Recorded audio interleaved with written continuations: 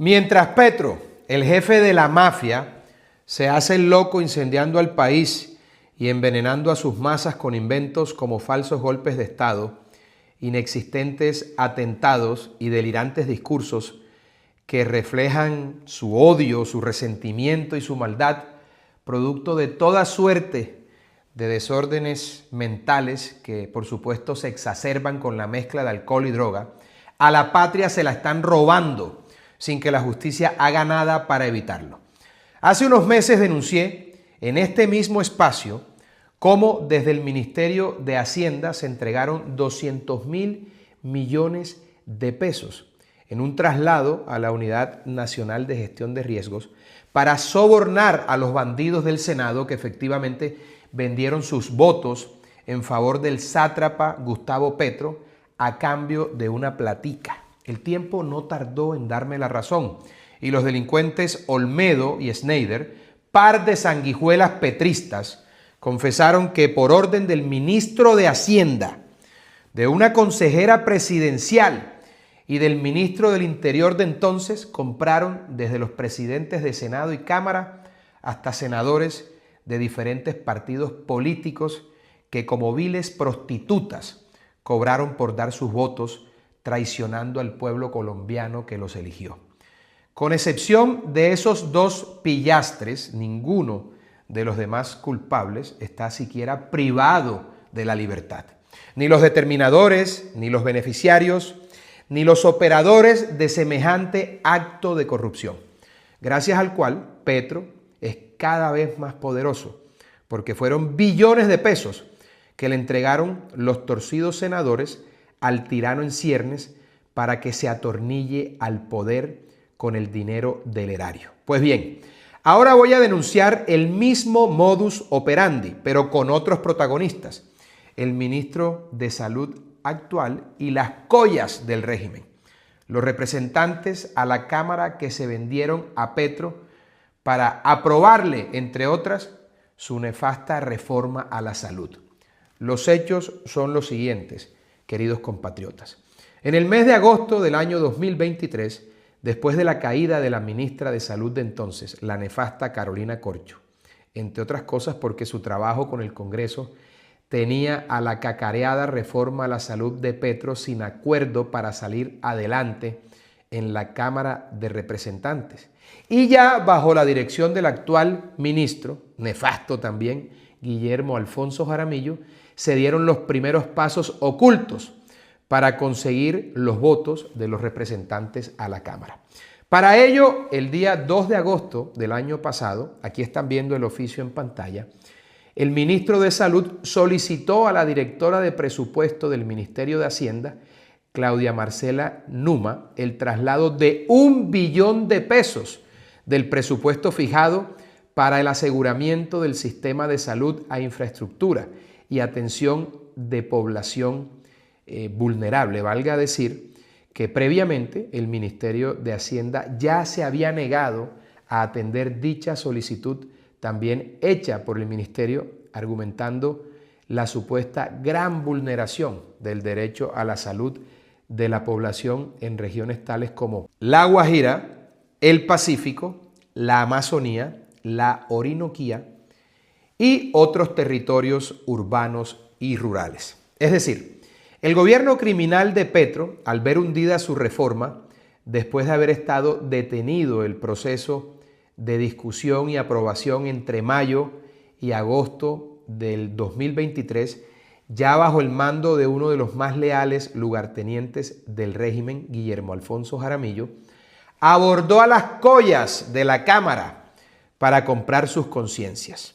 Como resultado de lo anterior, 1 billón de pesos que alimentaban el Fosiga y estaban destinados a pagar los servicios médicos adeudados por el sistema de salud a los prestadores del servicio, se trasladaron para remunerar a través de obras y contratos de suministros a los torcidos representantes que se vendieron al gobierno de Petro para votar la reforma a la salud. En septiembre del mismo año empezó a surtir efecto el Protervo Plan, en oficio remitido por el secretario general del Ministerio de Salud, Gonzalo Parra González. Aquí lo ven ustedes en pantalla, el mencionado oficio, porque esto es con pruebas. Otra vez la ya mencionada doctora Numa, directora de presupuesto en el Ministerio de Hacienda. Sí, la misma doctora Numa, ojalá hablara un día. Se pide autorizar un movimiento presupuestal para ejecutar 1.2 billones de pesos en el Ministerio de Salud para comprar buques, aparatos médicos y quirúrgicos, aparatos ortésicos y protésicos. Esos movimientos, representados en billones de pesos, fueron música para los oídos de las ratas del Congreso, que después de haber tenido engavetada la discusión de la reforma, tan pronto como los días 6 y 19 de septiembre, votaron y hundieron la ponencia negativa que tenía el proyecto y crearon allí la subcomisión de conciliación a la voz de buques y equipos ortésicos. La Cámara entonces bailó al compás del billete, como puede verse. El 5 de diciembre el gobierno cantó victoria. Los representantes aprobaron 133 de 143 artículos en una reforma a la salud que embutía en los bolsillos del gobierno 21 billones de pesos al año y se usarían, por supuesto, para corromper y seguir corrompiendo y lograr que Petro se atornille al poder. Aquí les dejo un ejemplo de cómo terminan asignados esos recursos. En la resolución del 28 de diciembre del año 2023 que ustedes están viendo en pantalla, Rodolfo Salas, como ministro encargado, ejecutó la movida técnica para concretar los acuerdos políticos negociados por Guillermo Alfonso Jaramillo, ministro titular de la cartera de Salud.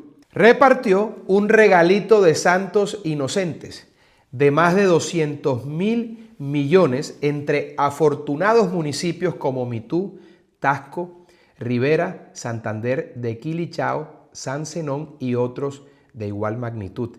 El regalito de los santos inocentes, consistente en equipos médicos, ecógrafos, construcción de edificios, adecuaciones, etc.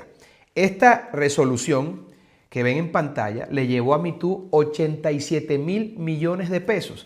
Vaya preocupación por la salud del Baupés. Yo quisiera saber quién es el poderoso en Baupés y qué le están pagando. Lo que seguimos probando es que hay una organización criminal en la que el gobierno presenta sus nefandas reformas y compra a los traidores de la patria, los representantes a la Cámara que venden su actuación dependiendo de su importancia. Los ponentes cobran más que los coordinadores ponentes y estos a su vez recaudan tarifas superiores a los de los que simplemente votan o a la de los que hacen bulto e incluso votan no. En los pasillos del Congreso es un secreto a voces cómo funciona esta banda criminal.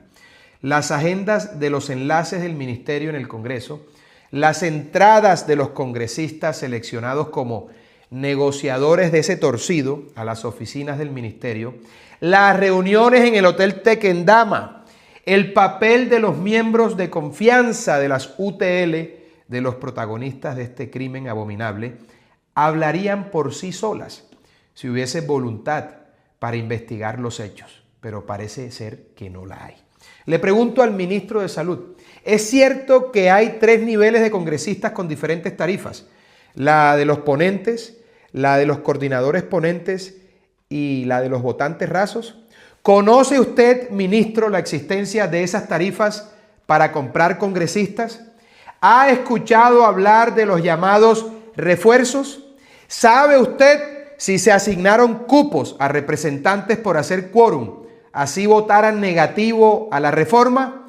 ¿Qué papel cumplió la representante a la Cámara María Eugenia Lopera, muy cercana al senador Juan Diego Echavarría, el mismo que redactó e impulsó la carta con la que se trasladaron los 200.000 millones de la corrupción a la Unidad Nacional de Gestión de Riesgos?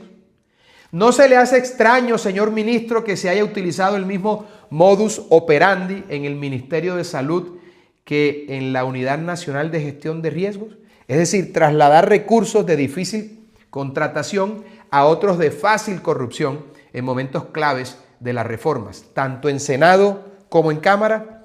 ¿Quiénes son los Olmedos y los Schneiders del Ministerio de Salud?